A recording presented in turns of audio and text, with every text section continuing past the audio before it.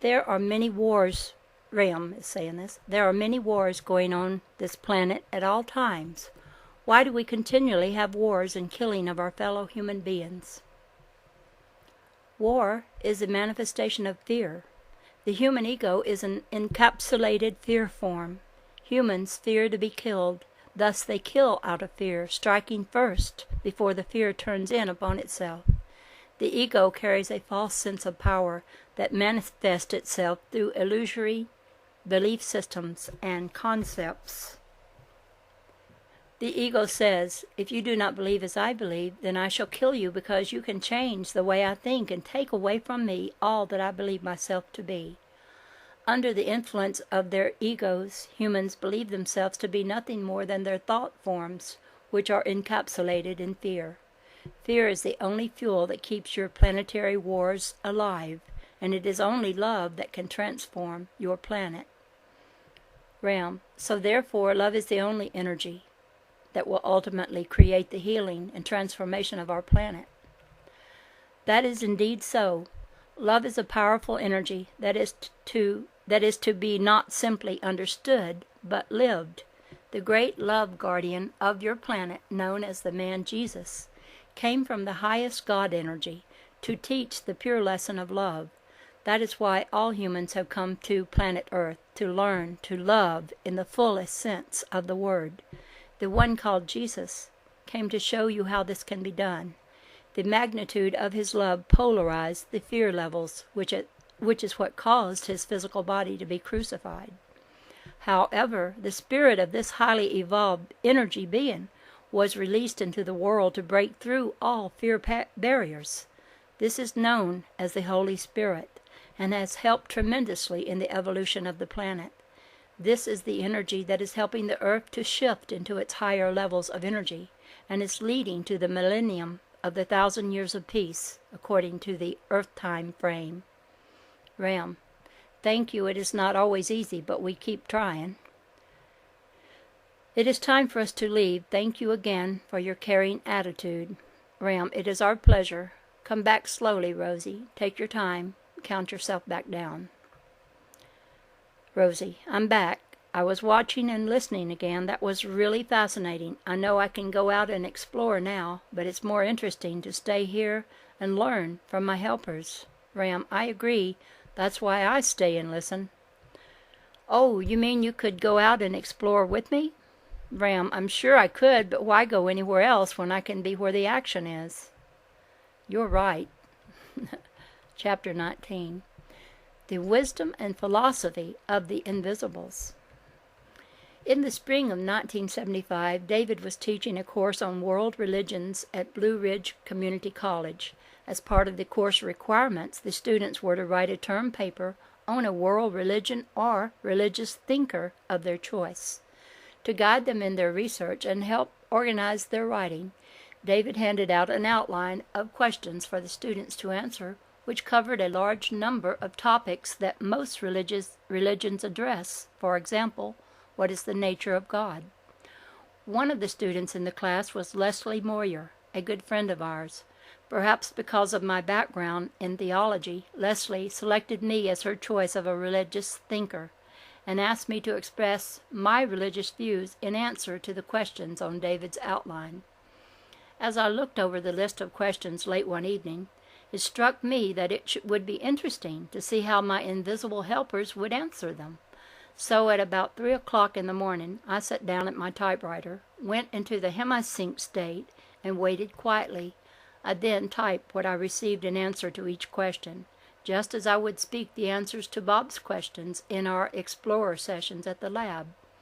The answers from the Invisibles came so quickly that it seemed as though I was in an altered state for only a few minutes. But when I stopped, I had typed many pages of single-space material. The following are the responses I received to David's list of questions. Number 1, geographical setting. In what country did your religious system originate? The religious system with which I am now involved originated within the soul, which is the true center of all religious systems. If a religious system is not based within the soul, it is of man. and not of the God-man relationship. Tapping the soul is tapping the source, which is the basis of all reality. Tapping the source brings man into an at-one-ment with the highest reality, the true return of man to his highest nature. Next question. What are the characteristics of the early adherents of the religion? The earliest adherent of this religion was man in his pure light form before he began to explore on his own and get caught in the lower reality, which is the slower vibration that takes in the earth plane. The souls on the earth plane are mostly the souls who chose to come into this vibration, and as a result could not rise above themselves, so have been reincarnating for many centuries. The enlightened souls who have lived on the earth plane are working to help raise the vibration of their fellow earth mates and work as spiritual guides, teachers, inspirators, guardian angels, and so forth, in the body and out, and will continue to work with the earth level until the last soul is raised. All souls are earth adherents of the true religion, which is absolute unfoldment, for all souls have as a part of their nature that highest light quality, which is the God quality in which man was created. Man was created in the likeness of God, therefore man is God, and the man who separates himself from the true God self is an adherent to the earth religion, which is man-made and falls short of the true reality of the higher God self. Next question. What is the geographical distribution of the followers of the religion today? Answer. The universe, which is merely an atom in the soul of the Creator. Historical setting. Describe the life of the founder of the religion, if there is one. In the beginning there was no beginning. There merely was the light energy that was within the pulsating atom that is the very element of all life. I use the term atom, for that is what the earth mind understands. It is a universe in itself. It is a universe, and it makes up the universe. Within the human form are billions of universes that have within them universes. We are a universe and are part of a universe, just as we are God and are a part of God. There are many levels on which the universes operate. The universe that man can see through the microscope and telescope is the universe on the same vibration as a universe that makes up the particles of the body. Each galaxy is only a cluster of atoms operating on the same vibration. There is time and space in the dimension in which the outer self functions, but there is no time and space in the dimension on which the soul vibrates. The billions of universes that make up the outer human body in themselves contain the knowledge of that universe. The trillions of vibrating universes that make up the human soul are computers that contain all knowledge because they are knowledge. They are the form of the essence of reality. There is no other knowledge. There is no other reality.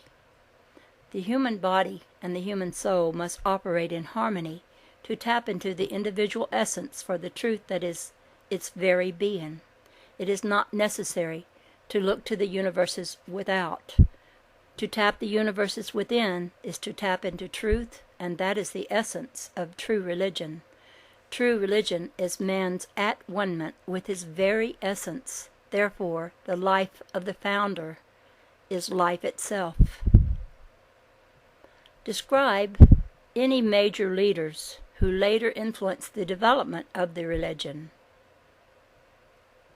All souls, by the very essence of their being, are the major leaders. The only true leader is that source within each human soul that dips into its own reservoir to drink of the water of renewal. The restless and seeking self is the true leader that eventually leads man back to his God self. All souls will be restless until they rest in their true nature, which is the God self.